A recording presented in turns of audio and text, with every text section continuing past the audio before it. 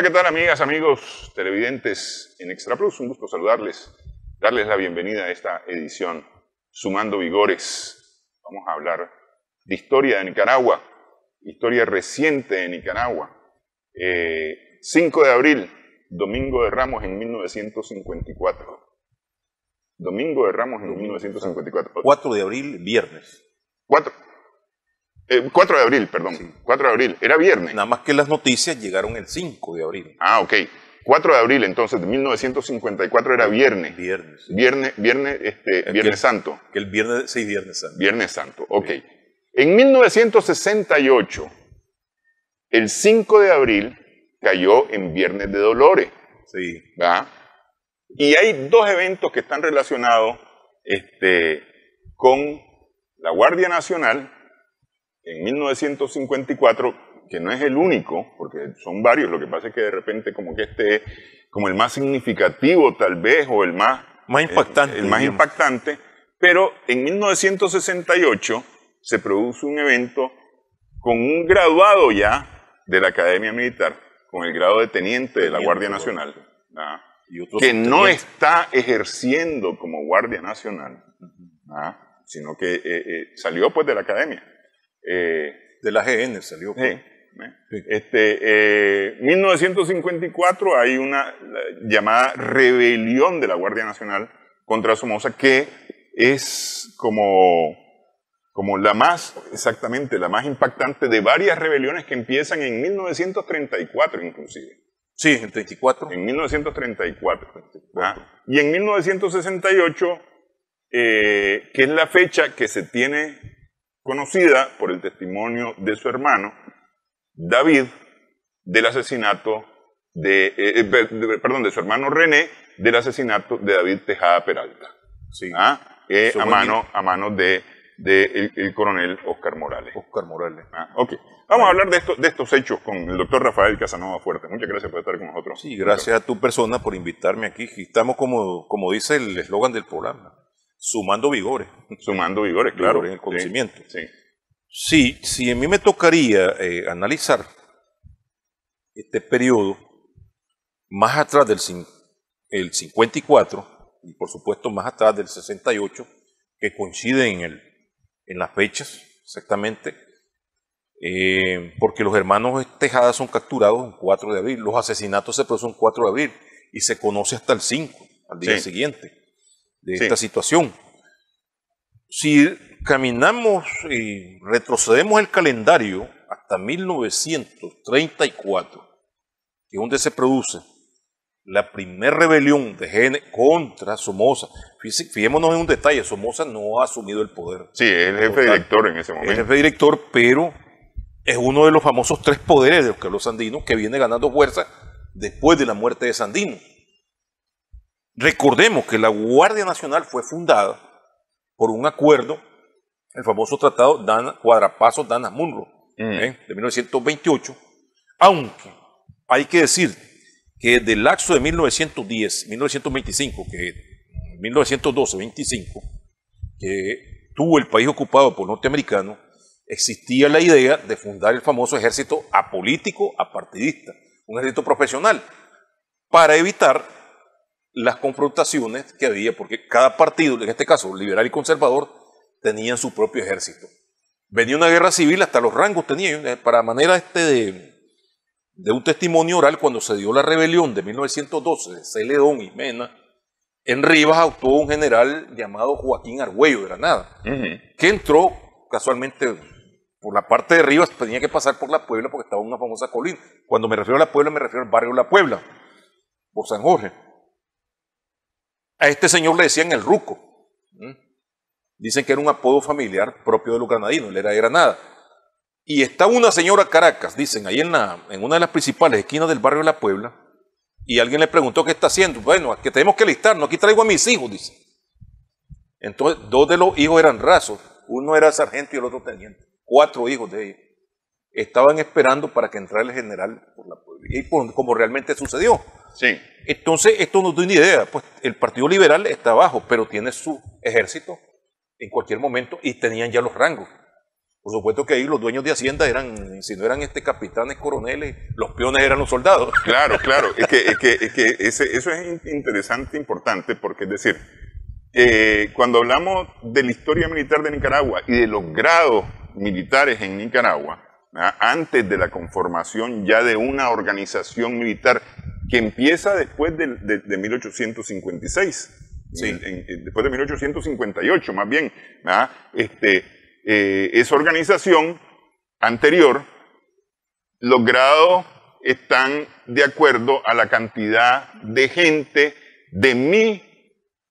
que trabaja en mis propiedades, en mi hacienda, en mis haciendas, y que yo estoy moviendo conmigo como parte de la labor que ellos tienen que realizar, tienen que venir conmigo a combatir y a morir. Sí. Entonces, si yo traigo 10 pelados, pues seré teniente. Sí. Si traigo 500 personas, voy a ser general. General. Entonces, que era la forma como se daban ante los grados. Así era. Entonces la GN, Estados Unidos, dentro de la ocupación norteamericana, viene a modernizar, dicen, la economía, el sistema electoral, el sistema financiero, entre ellos el aparato militar. Entonces ahí es donde surge la idea de la constabularia, que ese término no existe en castellano, sino que era venida de constabularia, en inglés, ¿verdad? Entonces, al españolizarse pasa a ser la constabularia, que esa la comienzan a formar ya en el periodo de don Diego Manuel Chamorro. Sí. Y la dejan constituida, pero resultó fábula. Vino el lomazo de Emiliano Chamorro, viene un nuevo acuerdo y ya se funda la academia, ya en el periodo de la academia militar, ya en el periodo de Moncada, el periodo ya de 1928. Sí, ya después de las elecciones supervisadas por Estados Unidos y garantizadas la democracia. Y esta academia dirigida por un norteamericano. Entonces, estos son gente que viene de los dos partidos. Es muy importante esto por lo que va a suceder posteriormente. Por ejemplo, Abelardo Cuadra, que es el protagonista, proviene del Partido Conservador. Guillermo Cuadra, su primo, del Partido Conservador. Samuel Santos, del Partido Liberal, que de paso también no era académico, pero era hacerla como equilibrada. Y para evitar, digamos, esto del desarme. Bueno, ese desarme de 1927 era que dejaba eliminados los ejércitos sí, conservadores y liberales, que eran los de la guerra constitucionalista, que termina el 4 de mayo de 1927 en el Espino Negro en Tipitapa. El Espino Negro, correcto. Sí. Entonces, ¿qué sucede? De esta GN, de este cuerpo de académicos y soldados, son los que utilizan, sobre todo a partir de 1930, cuando ya viene con la primera camada de graduados, estamos hablando de oficiales, ¿verdad? Tenientes, subtenientes, y surgen también los primeros capitanes. El rango de sargento mayor era un rango elevado. Me acuerdo que el primer rango de Gaitán, Francisco Gaitán, fue sargento mayor. Y los marines todavía dirigían las unidades. Eso que dicen que el último combate que tuvo Sandino contra los marinos, eso es falso. Los marinos continuaron, no confiaban prácticamente en la GN. Es decir, si los sandinistas son capaces de emboscarnos y derrotarnos a nosotros, esto va a ser peor. Pero bueno, la GN, el momento está involucrada pues, en el crimen de Sandino, ¿verdad? El cuerpo del Estado Mayor lo integraban no académicos. Para comenzar, el mismo jefe director es un cargo político. Sí. No es un hombre que tuvo en alguna escuela académica, no, sino que es el sobrino del presidente. Sí. Es protegido de Moncada y protegido de Mr. Hanna, que es el encargado de negocios de Estados Unidos. Y protegido, dicen, de Mrs. Hanna, pues no me conta, ¿verdad? La esposa de él, ¿verdad? Y él, desde que llega, es un hombre pues relativamente joven. Nació en 1896, tiene 40 años. Entonces, él empieza a despertar sus ambiciones. Cuando es electo, en lugar de Castro Wagner y de Urtecho, que eran militares de carrera, y el caso de Castro Wagner viene del Partido Liberal, que creo que es el abuelo del papá de Castro Rodríguez, que participa en la... Sí. Él pasa por encima de eso, o sea, es un nombramiento realizado a partir de... Sí, no, de un acuerdo político. Un acuerdo político, una rosca. Entonces, ¿qué sucede? De que esto empieza a crear descontento en los académicos. Quiero hacer una acotación rápida. Cuando hablamos aquí de los académicos, es de los egresados de la Academia Militar que ha creado el Cuerpo de Marines en Nicaragua, ¿ya?, para justamente darle una oficialidad, es decir, los grados, a miembros de los que dirigirían la Guardia Nacional. Sí. A eso nos referimos con académicos. Institucionalizado, pues ya, Sí. ya es institucionalizado. Ese cuerpo tiene que ver rango. Pero los rangos altos y el Estado Mayor lo acaparan prácticamente no académicos. Es decir, ahí es donde está Samuel Santos, ahí es donde aparecen los hermanos González, Cervantes, donde aparecen un poco, es decir, vos sos teniente, capitán, pero estás por debajo de un coronel, que no es prácticamente en ese momento alguien que haya tenido méritos militares. Porque bueno, ¿quiénes pelearon contra Sandino? El cuerpo de mercenarios que encabezaba Juan Escamilla, organizado por Moncada. Los soldados rasos y los alistados GN, y quienes están a cargo son los tenientes, que por supuesto van acompañados de marines, teniendo esa experiencia. Entonces, ¿qué explica la primera rebelión? Uno, está ese primer elemento de que no soportan ellos a los no académicos. A los no académicos que están por encima de ellos, ganando más, Sí. fajándose menos. No se habían fajado contra Sandino. Ellos habían soportado bajas y todo eso, un poco de deserciones, un poco de cosas peleando contra Sandino. ¿Qué sucede? De que hay otros elementos que hay que tomar en cuenta, de que no se puede obviar en este sentido, de que Somoza empezó a usar desde su llegada a la dirección de la GN, ¿verdad?, con el rango de general, empieza a utilizarla como cada cuartel se convierte como una especie de casa de propaganda para la proyección de su candidatura. Sí, porque él ya está pensando en la candidatura del año 36. Algunos de ellos, junto a la cuestión de cuerpos que han aprendido en la academia misma, fundada por norteamericanos, empiezan a discutir esto.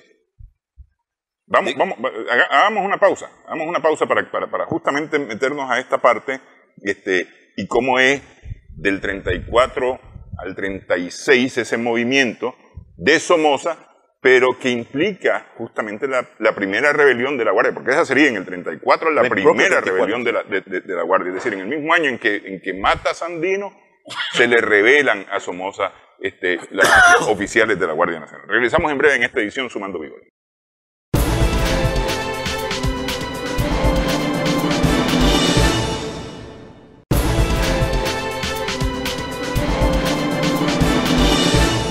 Continuamos en esta edición, estamos sumando vigores en Extra Plus con el doctor Rafael Casanova Fuertes. Estamos hablando, en 1934 se produce la primera rebelión de oficiales de la Guardia Nacional en contra de Somoza, es decir, está recién instituida, que tiene 6 años la Guardia Nacional, y decimos que ahí no hay una motivación necesariamente política, la motivación es más bien de derechos, de alguna manera. Porque no egresados de la academia ocupan mejores cargos, mejores salarios, tienen más altos rangos que los egresados de la academia, que han puesto el lomo, como se dice popularmente, han puesto la sangre y están debajo de los no académicos. Y a ellos se agrava el hecho de que Somoza usaba todos los cuarteles departamentales, todas las unidades militares de la GN, como promotoría ya de su candidatura. Porque recordemos antes de Sandino dijo que habían 3 estados. 1, el del presidente, 2, el de la GN, y el de nosotros. Nada más que nosotros sí respetamos la Constitución, defendemos al presidente. En este caso él está minando el poder de esa casa. Y interesante... Somoza. Somoza está minando el poder de esa casa. Porque ya en el 36 vienen las elecciones y él empieza a utilizar a la GN. Algunos de estos académicos resienten de que, bueno, cuerpo apartidista, en este caso, y él lo está usando, está violando la Constitución. Este resentimiento por lo anterior, ¿verdad? Pero también esto. Además de ello, hay según la confesión de Abelardo, Ellos aún... Abelardo Cuadra, que ha participado en el asesinato de Sandino, sí, y ha combatido a Sandino. Y ha combatido a Sandino.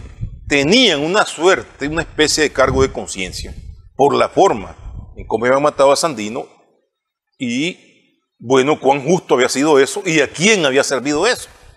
Y a los intereses de Somoza, la gente, no están pensando en votar a esa casa, no, claro y algo. Están pensando en destituir a Somoza y convertir a la GN en un cuerpo profesional. Pues. No están pensando en eliminar a la GN. Ahora, según el plan de ellos comienzan en junio del 34. Algunos dicen que en mayo, ¿verdad? Pero empiezan a reunirse todos los oficiales. Y para ellos, según la apreciación de Abelardo Cuadra, si lograban ponerse de acuerdo era fácil porque ellos tenían el vínculo directo con la tropa, con los suboficiales, con los sargentos, los cabos, clases y soldados. Entonces ellos tienen la relación directa con ellos. El alto mando no, en lo absoluto, tienen otro tipo de nivel de vida. Entonces, ¿cuál es el cabecilla principal? Es el capitán Gabriel Castillo. Participan los hermanos Delgado, que funcionan como ideólogo, Abelardo Cuadra, y empiezan a tener comunicación con los oficiales pues, que habían salido, se habían conocido en la academia y, como decimos, peleando contra Sandino. ¿Qué pasa entonces? El movimiento va creciendo, va creciendo. ¿Cómo se frustra? Bueno, se frustra por lo siguiente. Castillo, en aras de ganar, atraer más oficiales, hace una visita a Jinotega y se reúne con un grupo de oficiales que en determinado momento se reduce a 2 oficiales que tenían a su mando tropa. Un oficial de esos que no académico, que es electo por intereses políticos, de apellido Salazar, ¿verdad? Que según dice por su propio comportamiento, él vivía con cierta paranoia, ¿verdad? El comportamiento de él no me voy a referir cuál era, ¿verdad? Porque nos metemos en problemas de género. Entonces él ve, están hablando mal de mí. Entonces, de pura casualidad, cuando interroga a los oficiales, él le llega a decir que qué es lo que están hablando. Están hablando de mí. No, dice. Lo que dicen, entonces ellos le refieren la infidencia de Castillo. Nosotros no queremos participar en eso, en ese movimiento. ¿Cuál movimiento? Entonces ya los agarra y los presiona. Entonces ellos confiesan parte de lo que les había dicho Castillo. Entonces comienzan las detenciones. Esas se dieron exactamente el 17 de julio de ese mismo año, 1934. Eso los toma por sorpresa, pero optan, como los capturan en algún momento, los capturan juntos, o se hacen señas y todo eso, de quedarse callados. Y ninguno de ellos acepta. Pero claro, Castillo se da cuenta que metió los pies. Y Castillo se hace el cargo él solo. Y ahí es donde está el famoso, va a un consejo de guerra, salen absueltos todos y Castillo se hace cargo. Yo fui, asumió pues. Cuando lo están quitando la ceremonia militar, donde están quitando los rangos y todo eso, degradando, él le dice, ¿y por qué no cuando le quitan las escarapelas de acá y todo esto? Entonces él dice, ¿por qué no me quita esta? Le dice, que eran las heridas que había sufrido peleando contra Sandino, ¿no? Bueno, este podría ser el primer intento contra Somoza, ¿no? Pero hay un segundo intento antes de que tome el poder, que es el de abril de 1935. Aquí se involucran muchos oficiales y algunas versiones la relacionaban o miraban un paralelo con la rebelión de los sargentos que se ha dado recientemente en Cuba, encabezada por Fulgencio Batista, que era un sargento. El sargento en el día que comenzó la rebelión, al día siguiente amaneció general, ¿verdad? Sí. Porque destituyen a todos los demás cargos. Nuevamente es Abelardo Cuadra. Aquí hay una situación que es distinta porque ya no es un cuerpo de oficiales, sino que es un solo oficial que tiene bastante prestigio dentro de la GN, al cual se le acercan los suboficiales y las clases quejándose de que les han recortado los salarios para favorecer siempre arriba al mando superior, pero que incluye también a oficiales. Viene el reclamo y se reúne pues Abelardo Cuadra con el grupo y ve que está el batallón de la presidencia, el campo de Marte, están un poco de rebeliones y dicen que sí, arranca, va a ser apoyado por todos los clásicos oficiales. Cuando él va a reunirse con Somoza y le plantea eso, Somoza se niega totalmente, pero Cuando llegan a avisarle que están avisando de forma amenazante del batallón presidencial del campo de Marte y que de la aviación, que si no se presenta Cuadra van a proceder inmediatamente. Entonces Somoza se asusta, se dio cuenta que la cosa era seria. Pero con la habilidad que habría de caracterizarlo, convence a Abelardo Cuadra que vayan los dos al campo de Marte a reunirse con los oficiales y que los calme, por favor, y que le echen la culpa al gobierno.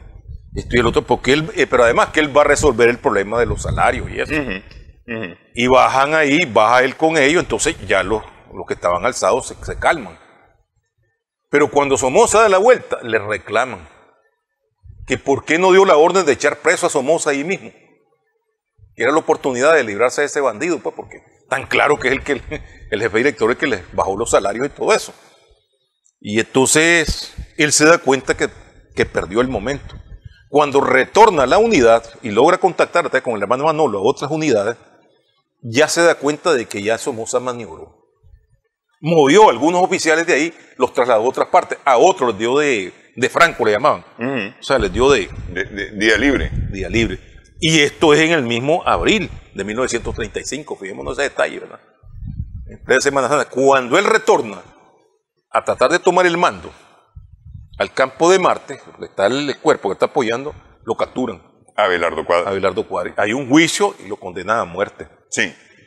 Lo mandan a Corn Island, ¿no? No.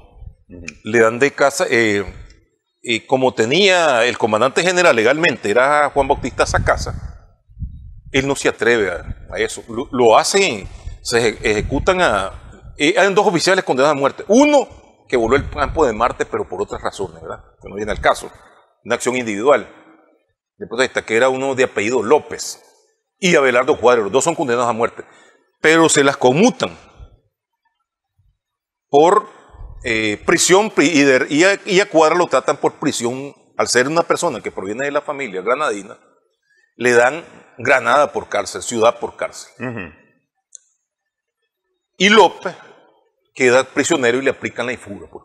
Porque Abelardo Cuadra, después de esto, se convierte en escritor.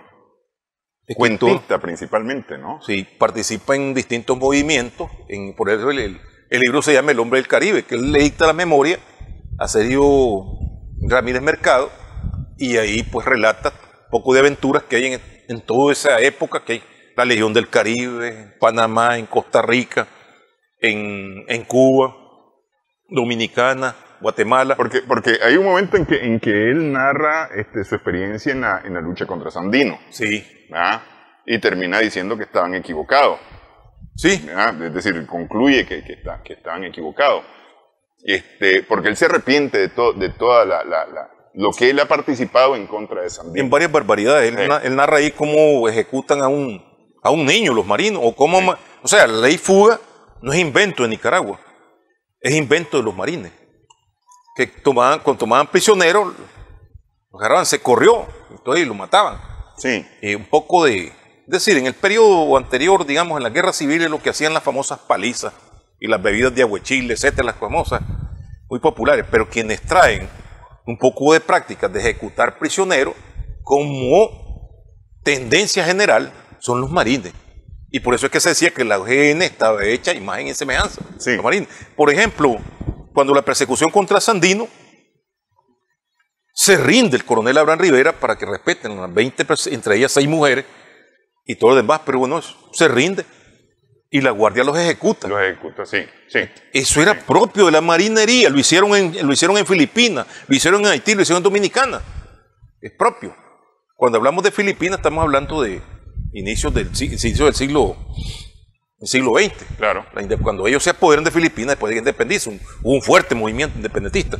Entonces esas prácticas eran de ellos. ¿Qué sucede entonces?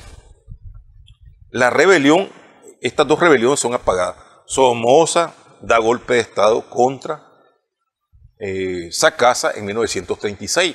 En tanto, el núcleo de liberales encabezado por Espinosa Sotomayor, Leonardo Argüello y un grupo de liberales reconocidos se oponen a la candidatura. Entonces ahí funcionan las promotorías que había en los cuarteles EN y le dan golpe de Estado. Bueno, los Sacasa tampoco se atrevieron a defender el poder. Somoza se impone. se establece el gobierno breve de transición de Carlos Brenes Jarquín, que le entrega el poder en el 37. Y gobierna hasta el 47. ¿Qué pasa en 1947? Ahí podríamos hablar de la tercera rebelión, nada más que ya está contra el poder político de Somoza. Ok, vamos a hacer pausa aquí justamente para regresar y hablar acerca de esa tercera rebelión que ya es política, ya no es de demandas laborales, digamos, y que han tenido las dos anteriores, la del 34 y la del 35. Regresamos en breve en esta edición Sumando Vigores.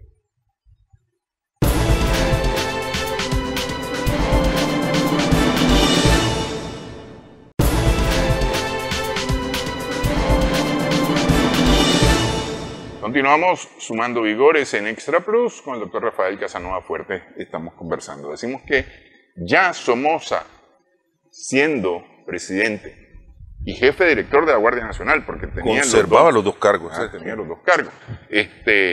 Enfrenta una tercera rebelión, pero esta ya es política. Una rebelión de la Guardia Nacional, pero esta ya es política. Y es política, están buscando cómo desplazarlo del poder. Ahora, hay que destacar de que ya en la de Abelardo se produjeron los primeros asesinatos de GN. Por ejemplo, los cabos que se negaron a declarar en contra de Cuadra en el Consejo de Guerra fueron desaparecidos.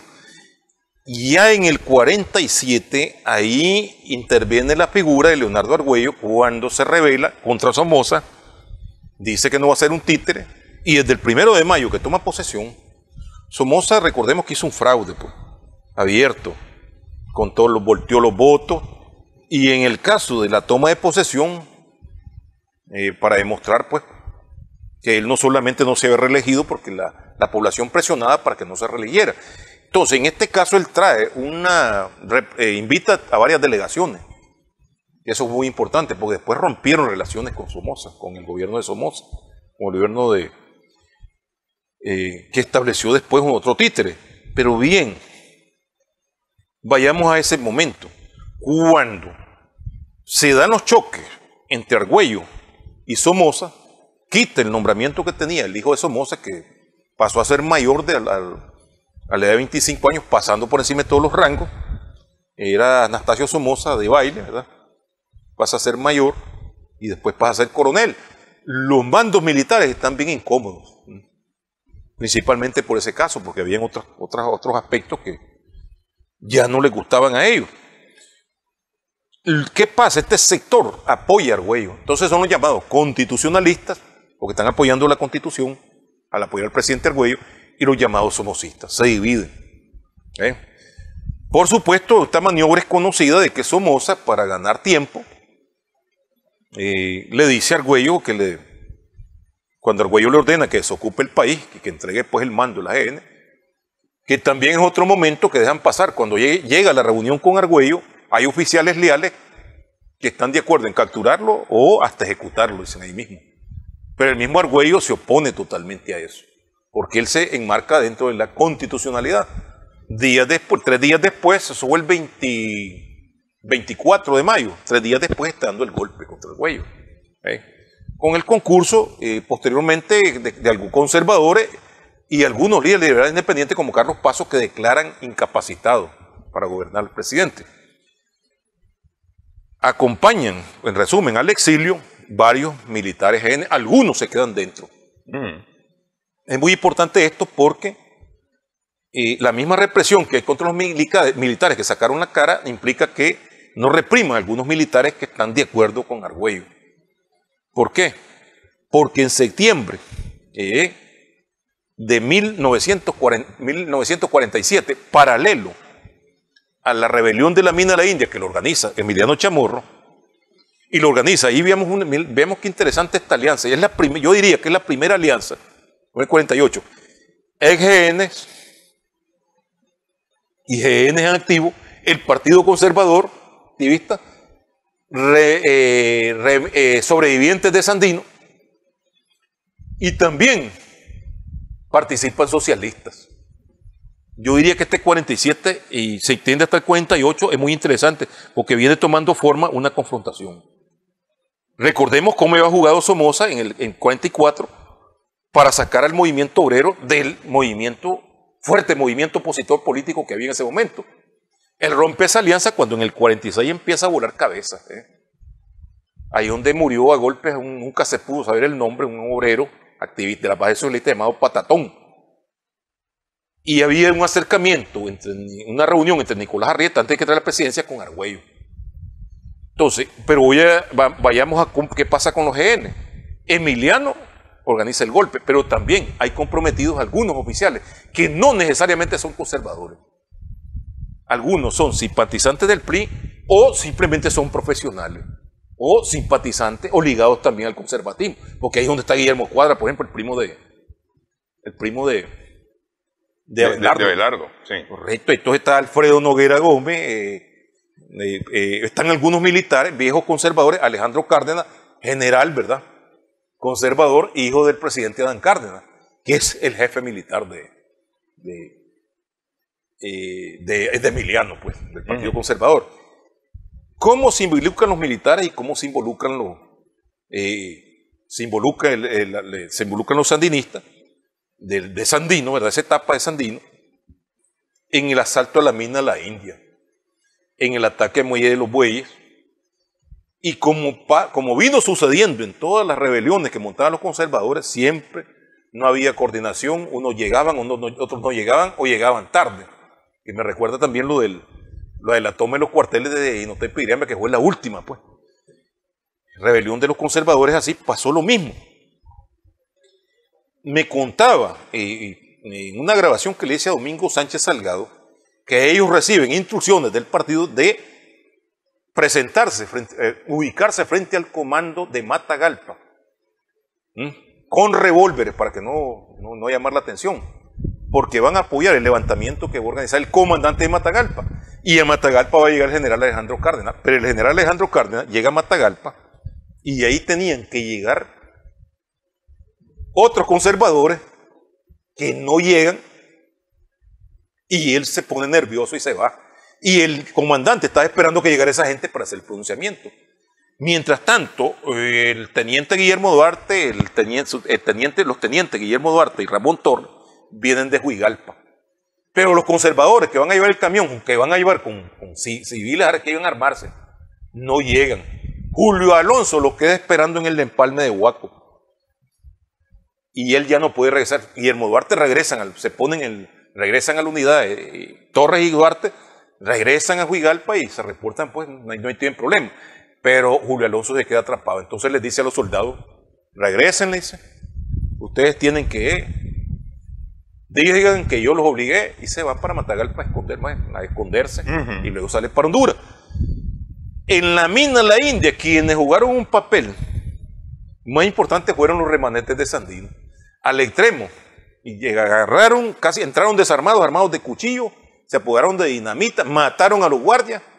Los conservadores que van representando a Emiliano se asustan y se fugan con los prisioneros que hace el coronel Ascensión Pulido. Algo inédito, se fugan, pues unos agarran para un lado y otros agarran, unos se le incorporan a la guardia y los otros son capturados después. Y hablando de las barbaridades de Pulido, sí. Y los que le acompañaban eran unos asesinos, etc. En el Muelle de los Bueyes, de igual manera, Nemesio, los hermanos Benavides y un apellido Hermógenes Pineda, se toman el pueblo, se vuelan aparte de la guarnición, pero donde actúan con el telégrafo, no hay ninguna respuesta, emprenden la fuga. En la persecución, son gente con experiencia militar, emboscaron una patrulla que iba encabezada por el teniente Franklin Willow, llamaban Fran, ¿verdad? Famoso represivo. Emboscan a la patrulla, le hacen un poco de baja, en eso también se va Franklin Willow, ¿verdad? Que eso le causó, como quien dice, castigo divino, ¿no? Porque las represiones que habían participado Willow se había destacado por su crueldad.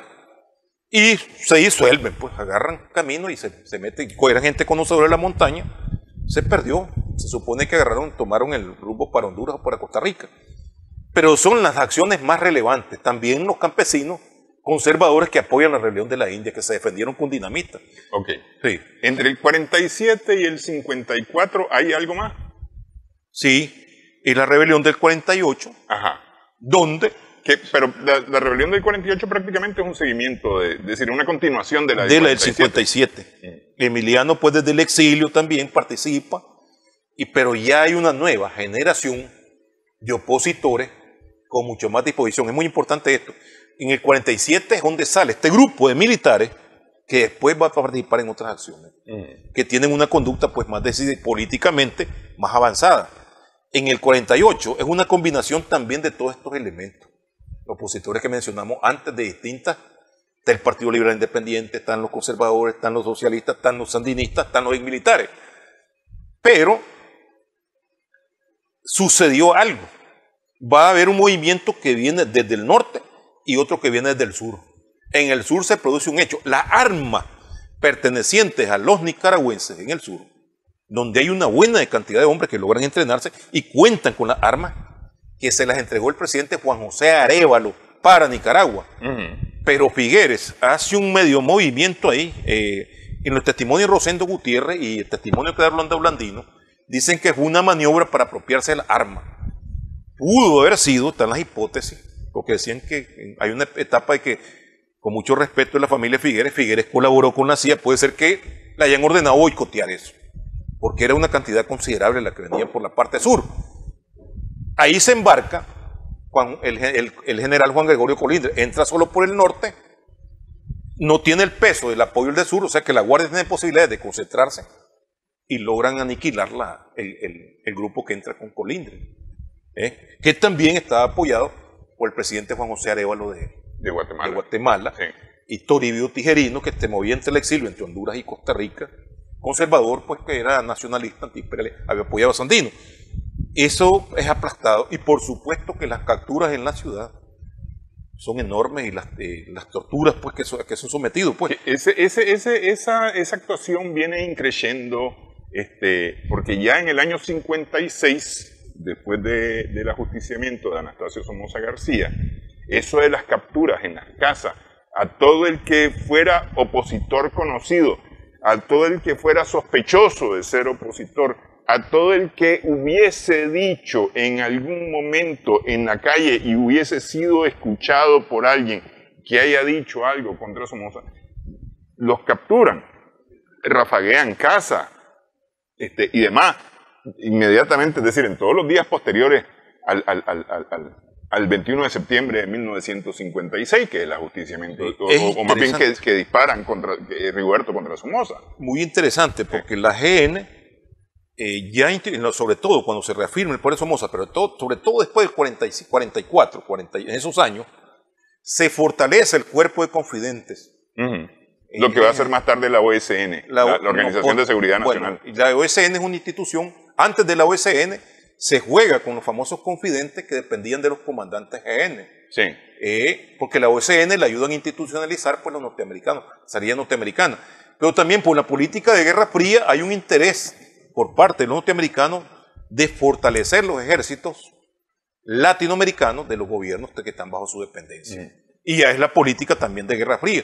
Sí. Un conservador, por ser conservador, opositor a Somoza, le podían acusar de comunista. Yo vi en un listado que está hecho en base a orden alfabético, donde, por ejemplo, aparece el listado comunista, quien le encabeza Fernando Agüero, que era conservador, por ejemplo. Sí.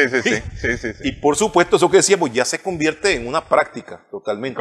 Sí, claro. A mí me recuerda algo de lo del 56, que cuando anduve haciendo ese trabajo, me decía un señor de apellido Sandoval que él está en un lugar que creo que es el Cesteo. El mismo día de la ejecución de Somoza, llegaron unos amigos a visitarlo, de uno de los municipios, y se están tomando pues sus tragos, comiendo ahí. Y entonces aquellos, ya nos vamos, mandan en carro. ¿Por qué se van a ir si esto se va a poner bueno? Dijo él.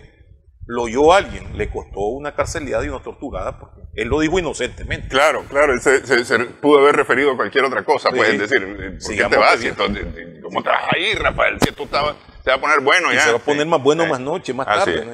Entonces, eso costaba eso, había confidentes por donde quiera. Entonces, ¿qué sucede? Los socialistas son apresados en masa, en una noche, 80 dirigentes, 300 militantes en todo el país.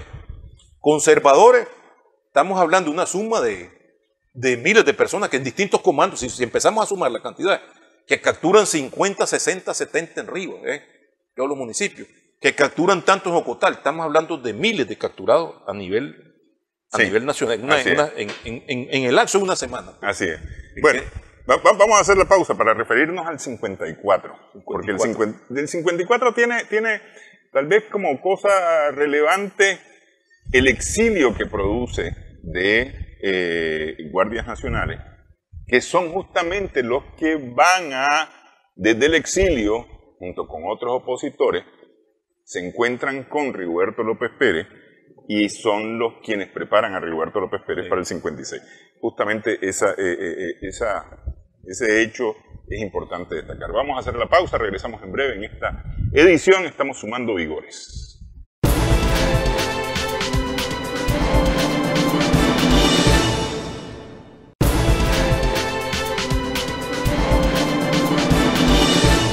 Continuamos en esta edición, estamos sumando vigores, hablamos acerca de las rebeliones de la Guardia Nacional en contra de Somoza y nos referimos ahora a la de 1954.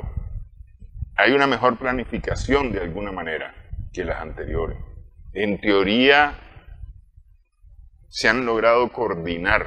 Ahí hay una coordinación. Sí. Porque van a prepararle una emboscada a Somoza en una actividad que va a tener en Carazo.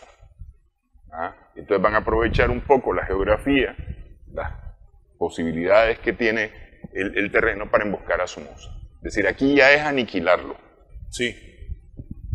Se hablaba de las famosas 3S, que se iban los dos hijos, porque estaba claro ya que incluso en el Pacto de los Generales de 1950, que lo hace Emiliano Chamorro, el hijo puede sucederle al padre según el acuerdo que había ahí. Y el hijo era el primer magistrado de la nación, por ejemplo. Entonces ya se hablaba del elemento dinástico. Empezaba pues a carcomer. ¿Qué elemento, digamos, permite esto? El exilio está bien nutrido. Hay del Partido Liberal Independiente, además de conservadores militares y todo esto. Además, ideológicamente hay ciertos movimientos, también evolución, llamémosle. Por ejemplo, Luis Felipe Báez Bonet es el socialismo se ha tornado un elemento atractivo en medio de la Guerra Fría, en medio de la propaganda enorme que había anticomunista. Luis Felipe Báez Bonet, más conocido como hermano del otro, era un hombre que militó en el Partido Vanguardia Popular y el Partido Guatemalteco del Trabajo. Hermano de Adolfo. Hermano de Adolfo. Entonces era partidario del socialismo militante. Y el caso de Rodolfo Romero, que ahí anda también. Y podemos mencionar algunos casos, pues. El caso de Adolfo Báez Bonet y su grupo eran partidarios del gobierno y las reformas que había realizado Jacobo Armen en Guatemala. Y de paso, ellos hablaban de realizar este movimiento para impedir que saliera una invasión que estaba preparando contra Guatemala. Ese era el decir de Báez Bonet, José María III, todo este grupo. Muchos de ellos habían estudiado en la Escuela Politécnica Militar de Guatemala y habían conocido personalmente a Armen, ¿verdad? Y la propaganda que tuvieron las reformas ahí fue atractivo. El exilio había de todo, el Partido Liberal Independiente, que de paso, gente que adquirió experiencia conspirativa, los que eran políticos que provenían del mismo Partido Liberal tradicionalista, pues había experiencia. Es decir, en algunos momentos, por ejemplo, Carlos Paso estuvo ligado a llamémosle las bandidencias de Somoza, está en el exilio, tiene recursos. Y hay un elemento internacional que es muy importante, aquí se produce apoyo, tanto de Guatemala como de Costa Rica. Pepe Figueres vuelve de nuevo, pero está como medio arrepentido de no haber prestado en el 48 los recursos y que permitió que se fortaleciera más Somoza. Y Somoza en el 52 le mandó una invasión. Sí. Mandó a los calderonistas y los armó revueltos con guardia y con presos. Y entonces era una amenaza. Entonces hay un armamento que viene de Guatemala, se traslada y un armamento, pero de gran cantidad. Eso es muy importante. Hubo coordinación y estuvieron bien armados. Es decir, el movimiento se coordinó, porque hay que ser más exacto en este asunto. El movimiento, la sublevación, la emboscada, se coordina. El problema es la ejecución. En la ejecución se perdió la coordinación. Se perdió. Y no los apoyos que se esperaban. Porque bien, Emiliano se involucra cuando se da cuenta que Somoza no cumple. lo pactado, pues le dieron curule, pero luego viene, declara que se va a reelegir, no hay ningún problema, y hace pues también empieza a reprimir a los conservadores. Emiliano se pone a aportar 300 hombres. Logra involucrarse la UNAP. ¿Qué es la UNAP? La UNAP es un conjunto de conservadores, liberales independientes, etcétera, de individuos de otros partidos, incluso habían algunos socialistas como Arrieta, etcétera, que llegan a las reuniones, aunque no se involucraron, que involucraron más fueron conservadores. En conjunto con la cantidad de militares que logran entrar, digamos, clandestinamente al país, se habla de 98 sumados a los del UNAP, más los 300 de Emiliano, y habían prácticamente más de 400 armas, fusiles, y habían, bueno, se habla exactamente de 4 ametralladoras. Pero además ellos logran visitar a otros militares en activo y a unos inactivos. Porque el primer objetivo es tomarse la Loma de Ticapa. Pero cuando no llegan los 300 hombres de Emiliano, ahí falla Emiliano, porque también se dice que cuando comienzan los ataques, empieza a leerse la virulencia de los ataques contra la Guatemala de Armen, empiezan a vacilar algunos conservadores del UNAP. Ahí está Fernando Agüero, ahí está Pedro Joaquín Chamorro, ahí está empiezan a flaquear, pero también Emiliano. Emiliano no aporta los famosos 300 hombres. Entonces es cuando dice Baepona, y ahí dice, habemos más oficiales que soldados, dice. Sumados a la UNAP quedan 98, pero de la UNAP, Unión Nacional de Acción Popular, que era una especie de rebelión de los jóvenes liberales y conservadores, opositores, contra los viejos, poniendo el nacionalismo, rechazando pues, un poco de cosas, que los convenios también que habían con Somoza. Este grupo empieza a flaquear también. Y ahí es donde viene el fenómeno que decíamos, la ejecución es la que falta. ¿Qué hacen ellos? Se apostan en el kilómetro, en la carretera Vieja León por ahí, porque Somoza va a agarrar, es la costumbre que tenía de ir a Montelimar. Y hay información a través de las mismas redes de los militares activos de que va para allá. Pero sucede algo. A Somoza lo llaman que tiene que ir a recibir ese día en el aeropuerto unos caballos que le envió Juan Domingo Perón de la Argentina. Sí. Y él era aficionado a los caballos, pues por supuesto, caballos de raza. Se va para allá. Uno de los conjurados, en un ataque de histeria, se emborracha, tiene 4 días sin dormir, que sería censurado toda la vida, le achacan la muerte de esa gente. Se va donde el general Montiel, se va, pues, van a matar al general, ya mataron al general, que no sé qué. Entonces primero lo toman como borrachera, pero luego lo agarran. ¿Qué fue lo que pasó? Pero puede ser borrachera o no. Vayan a vigilar qué pasa ahí en ese punto que dice Cuando que ellos ven que no pasa Somoza y empiezan a sentir que pasan patrullas EN y todo eso, entonces en un momento aquí hay algo, pasó algo. O le avisaron a Somoza, bueno, agarran ellos tenían un camión, se montan en el camión, montan las armas que llevan y agarran para Carazo. Para Carazo, ok, correcto, sí. En Carazo, exacto, estamos hablando 4 de abril. En Carazo, un policía de tránsito que perfectamente, bueno, pues los hechos no pueden, digamos, reconstruirse. Pudieron haberle dado esto, más hombre, vamos rápido, sino de que uno de ellos se pone nervioso y le dispara al policía de tránsito. Entonces hay un intercambio de disparos, muere un cabo de GN, ¿verdad?, del comando del crucero, y un niño. Al ser disparo con armas de alto volumen, inmediatamente se avisa a la GN, entonces se dan cuenta que sí es verdad, que hay conspiradores y todo eso. Entonces se lanza una vasta movilización militar. ¿Qué hacen ellos? Optan por esconderse en los cafetales de Carazo. Sí. Hay una hacienda y le llamaban La Chiva de Silvio Chamorro, Rapacholi, que es opositor. Ellos se refugian ahí. Habían de los conjurados, habían militares y civiles, principalmente militares, conocían la zona, algo de la zona, y se refugian en una hondonada.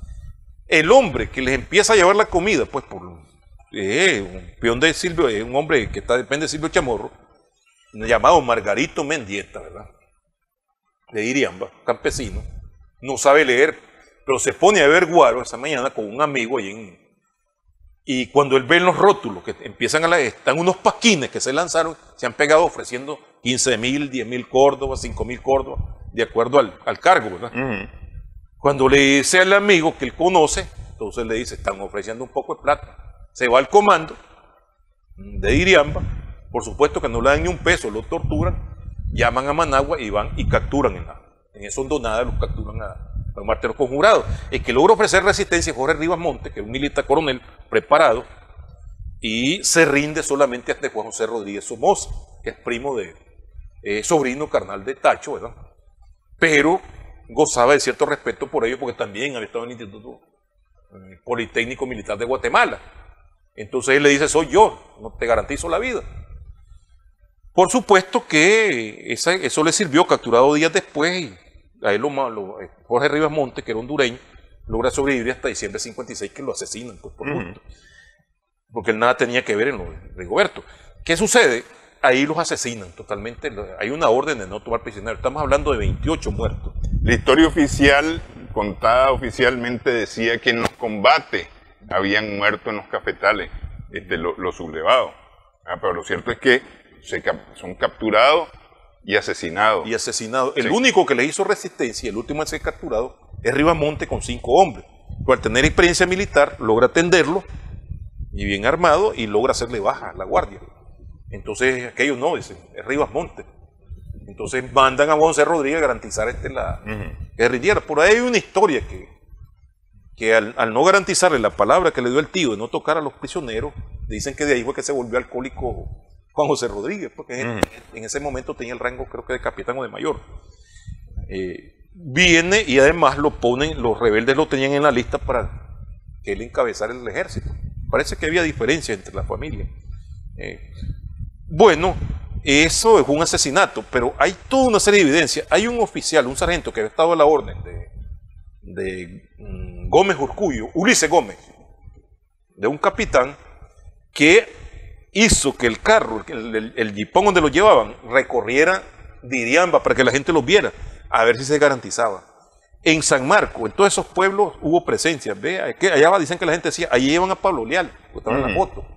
O sea, que los vio vivos varias gente, y sin embargo los asesinaron. Sí, no garantizó. Nos quedan un par de minutos. ¿Qué era lo que estaban, por qué la rebelión de abril? Bueno, era eliminar a Somoza, establecer un gobierno provisional, convocar a elecciones, pues desmantelar, digamos, la GN como aparato pues pretoriano, establecer un cuerpo profesional. Había militares que puede decirse que eran nacionalistas revolucionarios. Por ejemplo, Baebone, o pues los escritos de él es prácticamente no quiere nada con Estados Unidos. Hay una rebelión que diremos que es patriótica también. Vemos cuál fue el elemento clave, falla. Bueno, fue el involucramiento de conservadores. Fue un civil conservador quien los denunció, pues, y tal vez, bueno, en el estado que se encontraba psicológicamente deplorable, fueron los conservadores los que se retiraron de la rebelión. Lo más consecuente fue este grupo de militares, hasta el final pues dio su vida. Ahora, es muy importante que este grupo de sobrevivientes, son los que participan en el 56. El hermano de Agustín Alfaro, el teniente, el capitán Alfaro, entrena a Rigoberto, igual que Noel Bermúdez, igual que el que mencionamos, Guillermo Duarte, igual que Guillermo Marenco, que en el exilio de El Salvador, y ejecutan. La ejecución estaba ligada a un supuesto golpe militar. El golpe no se dio. El golpe contra Somoza se dio en el 56. Luego, lo último que hablemos de rebeliones así fue la del Afán, en el 57, que fue en noviembre, diciembre. Que ya es contra Somoza de Baile. Contra el hijo de Somoza, ya es contra el sistema. Y lo que hablaríamos de esa coincidencia de abril 68 ya es otro elemento. Son académicos, como en este caso, el teniente David Tejada y el subteniente, que era hermano de él, son egresados de la academia, pero ya existe el Frente Sandinista. Ellos no van a organizar una conspiración. Lo más que se llega es que logran que algunos militares acuerparlos, pero dentro de la academia. Pero ellos independientemente de eso, es fortuito lo que ocurre, porque lo que se encuentran es con Morales. En un restaurante, en un bar. El Múnich, el famoso Múnich. Y tienen un altercado por X, Y razón que no necesariamente es política. No es política. La casualidad es que ya los hermanos Tejada están trabajando en la clandestinidad, aunque hagan vida pública. Y hay un incidente en el Mundic donde prácticamente Moralito, un criminal de la GN, Mayor Morales, Oscar Morales, lo ve ahí, está con otro grupo y empieza a provocarlo. Entonces queda un militar con una pistola y tira un balazo al aire, juez David. Entonces se disuelven, pero la idea no se le quita a Moralito, sino que lo sigue, solicita la ayuda por radio de una patrulla, los captura, y en la misma fecha, coincidente con abril, se produce el asesinato de David. Que se va a conocer hasta una semana más tarde, cuando es presentado ante el juzgado, ante la corte, René. Y René cuenta la muerte de su hermano. Es decir, cuenta me van a disculpar la palabra, la cachimbiada que les mete Moralito, porque no sé qué otra palabra podría haber para definir eso que ocurrió ahí, las torturas y demás. Sí, no. Y él... un acto exabrupto. Eso lo sé, pues, de fuente fidedigna. Doña Belia Peralta, su mamá, él le enseña una uña que tiene morada, René le enseña una uña que tiene morada, y le dice, así estaba todo, David. Todo el cuerpo. Sí. No, es que lo reventó totalmente. Sí. Otro elemento que es importante fue la honradez que tuvo el capitán Cedeño, Fernando. Sí. Que declara, a pesar de que los demás digan que murió como producto de un infarto, y él dice, no, murió víctima de la golpiza. Sí. Entonces eso no se lo perdonó Morales, y posteriormente... El doctor Cedeño es el que los atiende. Sí, después de la vapuleada. Sí. Es el que los atiende para reanimarlos. Y el rollo está de que David está muerto, y si le siguen golpeando a lo van a matar también, le dice. Entonces, claro, pero entonces Morales va confiado en que él va a declarar que fue producto de un infarto, pero aquel fue honesto. Sí. Y se enemistó con varios compañeros de armas, pues por eso. Porque el guardia, según su visión, protege al guardia. Y eso se da un abril de 68, en la misma fecha en que se da lo de... con diferencia de un día. 4 de abril, la rebelión de la guardia en la que muere Leal, muere Baez Bones, que son, digamos, como figuras representativas, y el 5 de abril del 68, que la muerte de David Tejada Peralta. Quiero agradecerle, doctor, esta platicada. El tiempo nos vuela. Cuando son estos temas tan interesantes, uno se quedaría aquí platicando. Gracias a tu persona por tener oportunidad de dirigirnos y tocar estos temas. ¿Cómo no? Que no se queden en el aire, que los guardemos, parte de toda una experiencia histórica. Así es, parte del conocimiento universal que debemos de tener los nicas sobre nuestra propia realidad. Gracias por su atención, esperamos que el programa haya sido de provecho para ustedes.